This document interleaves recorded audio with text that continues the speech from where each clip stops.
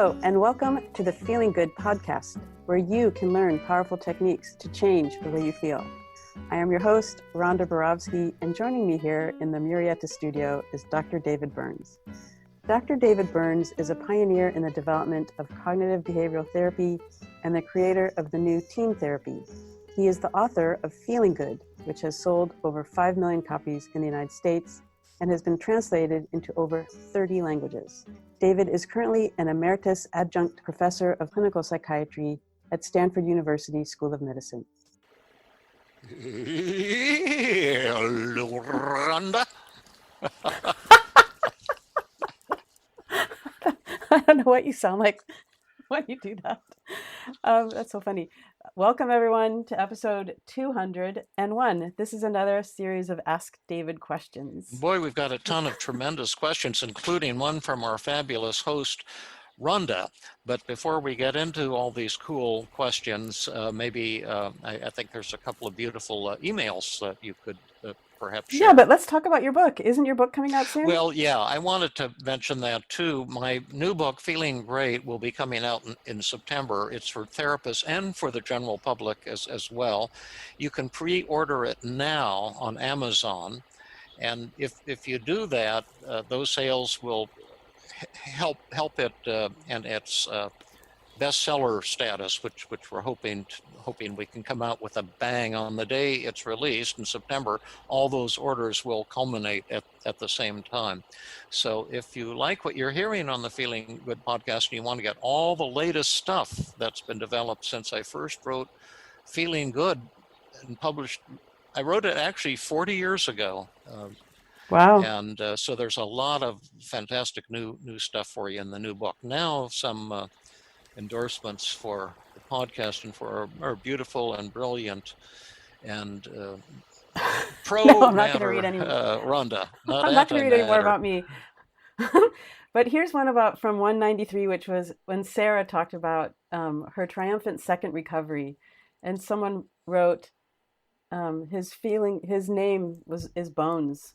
And he wrote, Feeling Good podcast has helped me so much. Thank you, the guys and gals from the Feeling Good Institute and the Feeling Good podcast. Between these two podcasts, 193, Sarah Revisited, and 192, Matter and Antimatter, I'm feeling really good, and I'm having profound effects on everyone and everything around me. What a beautiful statement. And you, Rhonda and Sarah, did such fantastic, courageous work, sharing your souls, bearing your inner feelings, things that people normally hide from others.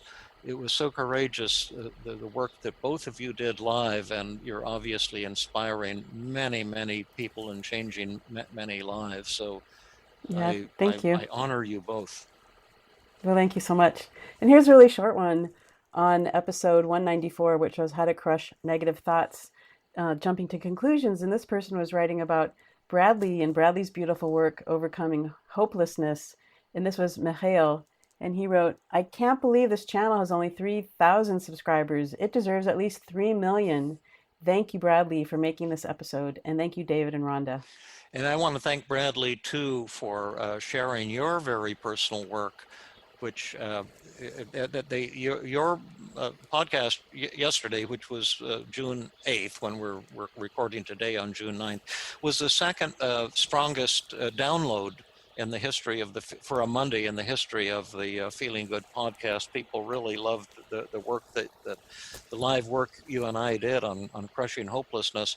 And Sarah's, your work a week ago, the personal work, on your intense anxiety and your somatic symptoms of being unable to eat and losing weight due to panic.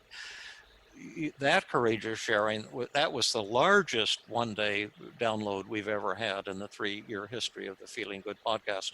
And thank all of you for supporting us too. Last month we had our biggest month ever, over 123,000 downloads, and we may set yet another record this month. People seem excited about the podcast, and it's all volunteer work. We have no budget, no money. So our only marketing and PR is through listeners like you. So if you have a mailing list that you could send out a link on my website, feelinggood.com, to the podcast page. It has all of the previous podcasts and a search function. You could do us a favor, and you might also help a lot of people that you know who are struggling with depression or anxiety or relationship problems. Now let's dive into the questions. Okay, and this is a question that I have that David and I have been talking about. And I know we've talked about before the difference between healthy and unhealthy negative feelings, but I just wanted to talk about it again and to get really clear about what they are. Because I've been thinking about like events that really are horrible, like if our house burnt down and we lost everything, or if I had been raped, or someone else I loved was, seriously harmed, or someone who has been a victim of racial discrimination or even police brutality. Isn't it the specific event and not just our negative thought that leaves us feeling sad or depressed or angry? Like, do all of our feelings really result from thoughts? Because what about people who have been treated unfairly or have been discriminated against because of their race or their religion or their gender identity or any other million of reasons someone could be discriminated against? Aren't their feelings a result of their experiences and not just their thoughts? Yeah, that's a great question, and people have been trying to grasp this since the Buddha first pointed out 2,500 years ago that all of our emotions result from our thoughts, our interpretations of what's happening, and not from the actual event. And then Epictetus, the Greek philosopher, repeated the same thing roughly 2,000 years ago, that people are disturbed not by events, but by the views that we take of them. But it's certainly appropriate and natural to feel horrified when something horrible happens. But still, it's just a basic way the brain works, that you can't have any emotion until you've interpreted an experience, perceived it in a particular way. It's physiologically impossible to have an emotion without having some kind of thought or perception that immediately precedes it. But when you're having valid negative thoughts, those are healthy negative feelings. When you're having distorted negative thoughts, those are unhealthy negative feelings. Like if someone criticizes you, it's a fact that they're criticizing you, and you have the thought, oh gosh, so-and-so is criticizing me and is upset with me. That's a perfectly correct thought, and you might feel sad about that. But if you then tell yourself, well, because so-and-so is criticizing me, that shows that I'm worthless or inferior or unlovable, that's a distorted thought, and those feelings are unhealthy feelings. And the good news is that when you change the way you think, you can change the way you feel. For example, I've talked previously on the show about I've done 40 consecutive therapy sessions with people who have been the victims of horrific trauma. Date rape. One woman had been beaten and raped by her husband for 30 years. I had a woman who has had just horrible trauma since childhood, and she just retired from her job as a top Silicon Valley executive, but she's had brutal traumas throughout her entire life. Raped as a young woman, taken advantage of by the only man she loved, turned out to be a con artist, and then when she retired recently, she wanted to paint, and was a renowned painter, and she thought, at least I've been alone my life, at least I can paint. And then she got an inherited neurologic disease that have made it impossible for her to paint. And yet, and working with her, I was able to she'd had 20 years of failed therapy when she came finally for treatment, and yet she recovered in a single 2-hour therapy session when she learned to change her negative thoughts. One of her thoughts was that, I have to hide this neurologic disease from my friends because they'll be grossed out. And if I tell them what's going on, and again, it was this distortion that was causing her pain, not the facts. And then the reason she had such a fantastic recovery is that I encourage her to tell her friends and tell them that she's sometimes even thinking of assisted suicide if it gets too unbearable at the end. And she thought no one would ever accept that. And yet she felt such an outpouring of love from her friends. It blew her mind. And she said, I wouldn't have believed if you'd say I had to, be toward the end of my life and have everything taken away from me. And suddenly only then did I learn the secret of joy and self-esteem. So I think it's a great thing that we can change the way we feel by changing the way we think. But you're not supposed to be happy all the time. That's not the message. Sometimes we cry, sometimes we grieve, sometimes we get angry, sometimes we get frightened. And that's a part of the richness of the emotions that make us human. Well, one of the things you said before when we were talking is that if someone has been discriminated against, and which is a reality in their life, and it led to a healthy negative feeling of anger, right? And that might lead to, activism and putting effort into changing society so that doesn't happen again. Yeah. But when they have the distorted thought, like, because I'm discriminated against, because this happened to me, I'm a bad person, or I'm not worthy. Or I'm inferior. That's where the problem comes in, or I'm inferior. Yeah. And those are the distortions that you can change. But sometimes anger is good. When I was a medical student, I was one evening we heard on the radio we're bombing Cambodia now.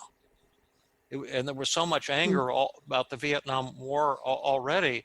And so I got on my motorcycle and drove over to Stanford, and there was this huge circle, must have been several thousand students in a circle in the quad.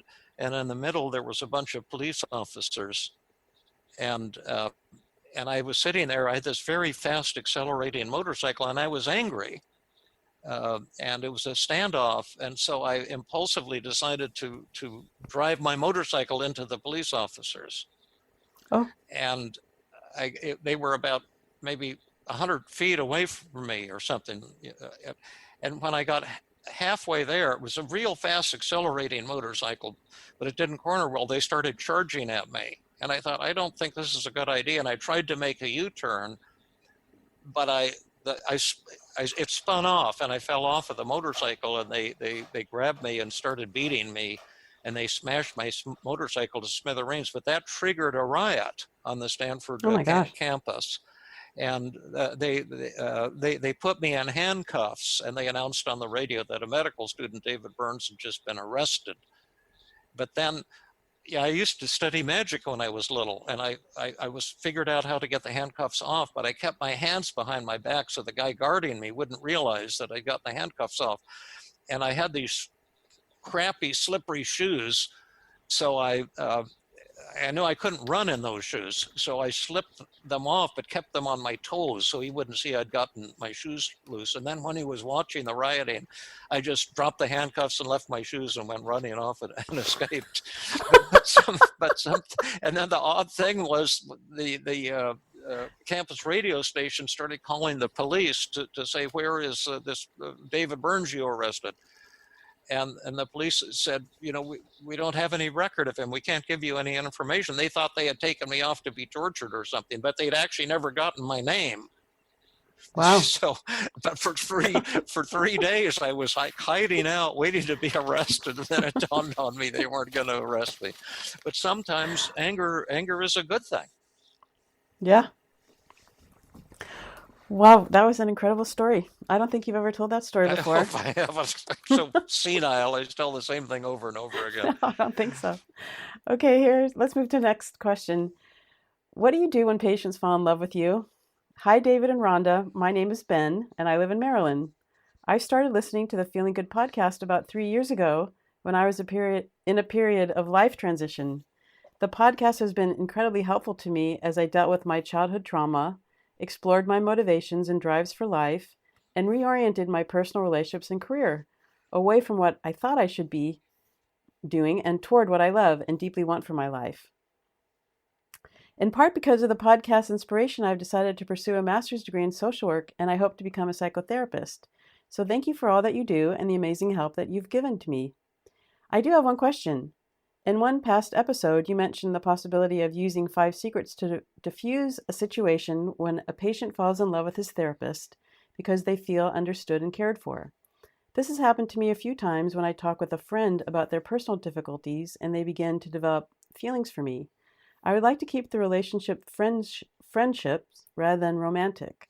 And I'd love to have your advice on how to best both inoculate against and resolve such situations.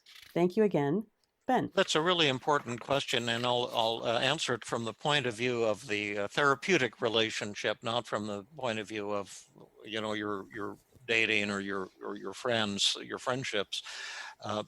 This is such an embarrassing and challenging topic for mental health professionals that it's usually not covered in graduate school training. And sometimes a patient might fall in love with a therapist, and then what are you supposed to do? What are you supposed to say? Or I've had therapists I've treated who have been accused by patients of, like a woman said, "Oh, you're staring at my breasts," or "I think that you're sexually attracted to me." And so I've worked with my students on how to respond to those kinds of statements using the 5 secrets to turn those into great experiences for the patient while respecting the ethical boundaries of our profession. And I even wrote a chapter on that topic in my book, Tools, Not Schools of Therapy. It's my psychotherapy ebook that we use in our training programs. And if you're interested, you might want to read that. You get that book and read that chapter, because there's actual exercises you can do. Suppose the patient says this, what would you say next? But I can give some of the general kind of tips that can be helpful. One thing, if a patient says something of a romantic nature that they're feeling attraction to you, you can say it's really natural and normal to have those kinds of feelings sometimes in any close relationship, including a therapeutic relationship. And my goal is not to use you in a sexual or romantic way, which would be a terrible ethics violation, but rather to help you develop loving relationships with men, because you've said this has been a barrier for you. And maybe this can tell us what is really important to you in loving relationships. Tell me what it is about our relationship that's especially important to you and meaningful. And then you can also say things like, it must have taken tremendous courage to talk about something so personal and intimate. And I wonder how you're feeling now, and did what I said a moment ago hurt you, or are you feeling any anger or feeling a sense of rejection? So the patient will feel like opening up and not like that they have to be ashamed, and to say this can be a tremendous opportunity for us to help you develop the skills to gain greater intimacy and to find the kind of relationship with a man that you're looking for. So before we go on, does any of that resonate? Or Oh, it does, and it sounds like it would also take tremendous amount of courage for the therapist to talk about. I'm not sure.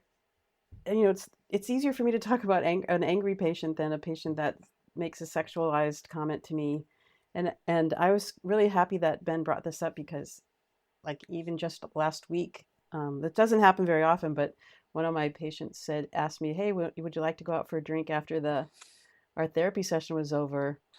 And I was kind of flabbergasted and didn't exactly know what to say. And one of the ways I try to help, not like I get this happen all the time. It's not okay. I'm not Michelle Pfeiffer or anything like that. I mean, but I send out a form to all of my patients in the intake packet called The Special Nature of the Service Relationship, where it talks about our relationship is professional and it has one purpose and one purpose only, and that's the client's or the patient's emotional well-being. And in that, it says that I can't at any time in the course of the treatment or even after the treatment be anything but the therapist. And I can't go out, I can't be your friend, I can't barter. And so that helps. But what I said to him was, it kind of makes sense that you've been talking to me about really personal things and intimate things that you've never talked about with anyone else, and we do have a special and unique relationship. But if I did anything personal, it would be a boundary violation, and it would be an example of my possibly exploiting you and exploiting our relationship. So there was nothing. So I couldn't do anything like that. Although I said I really appreciated, and was flattered by him bringing it up. I didn't invite him to talk about it some more or ask him to talk about what his feelings were like as a result of what I was telling him. I just said, thanks, but no thanks, that can't happen. Yeah, well, that's a great first step, and I applaud you for that. The difficulty is that focusing on limit setting actually makes a person more attracted to you, because you become what they can't have, and people only want what they can't get. So it has the opposite of the desired effect. But if you were to add to that, but tell me what this is like for you. How are you feeling now? Are you feeling hurt or angry or rejected?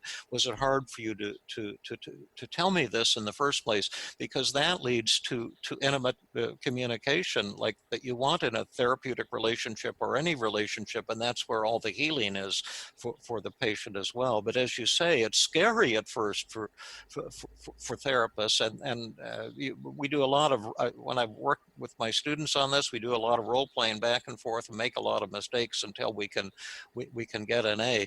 But just to tell you how hard it is, and I hope I haven't told this story, I just have no idea, but I did a workshop for Beck's, at my hospital in Philadelphia. I used to do intensives, 4 or 5 day intensives. I used to do it free, actually, just for, to help out the Department of Psychiatry in my hospital. And but we had one time this came up. What do you do if a patient says they're attracted to you? And so I to illustrate how hard it is, I had 5 male therapists go out in the middle of a circle and sit on chairs. And then I had a woman say to them one at a time, I'm attracted to you. And then I told them to try to respond using the 5 secrets. Well, every one of them turned bright red and just did a horrible job. They were all getting Fs. And finally, she came to the 5th guy, and, everyone was laughing with nervousness, and it was kind of entertaining to see how ineptly these poor therapists were handling this. And then the final one was this novice, real inexperienced young guy from Dr. Beck's clinic. I think he called it the Mood Clinic at the time. Now he calls it the Center for Cognitive Therapy. But that's where he was from, and he looked real nervous. And so she said to him, I want you to know that I'm really attracted to you. And he says, oh, really? What is it about me that you find especially attractive?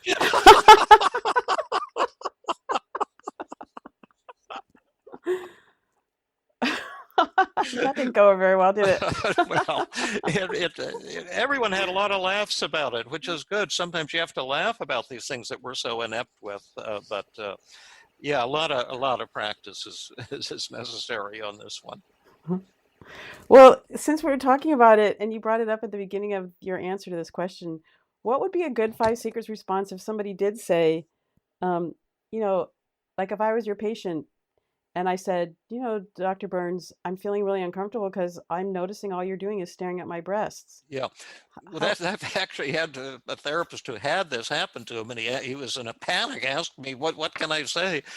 And this is tough, but if you just stick with the 5 secrets and relax, this can be a great opportunity. You might say something like, wow, I'm feeling a bit embarrassed, a little ashamed right now, but I'm relieved also because what you said makes sense to me. I've been sensing tension in our relationship, but I didn't realize what was going on and why you were so uncomfortable. And I can imagine you're feeling hurt and angry and kind of ticked off and betrayed. I would have to say that you're a very good-looking woman, and I think almost any man would find you attractive. But what I want to say is I'm not here to use you, to exploit you, to have any kind of romantic or sexual relationship with you at all, but to free you up to find the love you need and deserve in your life, because you've told me ever since you're a little boy, that a little girl, that every man you've loved, including your father, has betrayed you and hurt you and abused you. And now I guess I'm kind of in that role. And this can be our chance to slay that monster by talking about it. And so with that in mind, tell me how you're feeling at this moment. Tell me what this has been like for you, and how hurt you've felt, and how angry, and how betrayed that you've been feeling. This is so important, and this is a tremendous opportunity. Oh, I love that. Yeah, and why? Because he took responsibility for the tension in the relationship. He shared his feelings. He brought it back to her. He provided a sense of safety. My goal isn't to date you or to exploit you or to have a sexual relationship with you. And then he opened it up to finding out about what is it that she needed so that she could have the kind of relationship where she's not like repeating a negative pattern, or that she could get into a relationship that met her needs. Yeah, and the opportunity to slay the dragon. I love that expression. Yeah, and you don't solve the problem by solving the problem. You solve the problem by dealing with the feelings in an open way and encouraging talking about these tough subjects, rather than getting defensive or trying to set limits, or trying to control the other person. But this is really the advanced calculus of the 5 secrets of effective communication. It's hard, and you can learn it if you put in the time and the practice, but you've got to really work at it. Right. Well, I think we have time for just one more. Okay. Are you up to one more?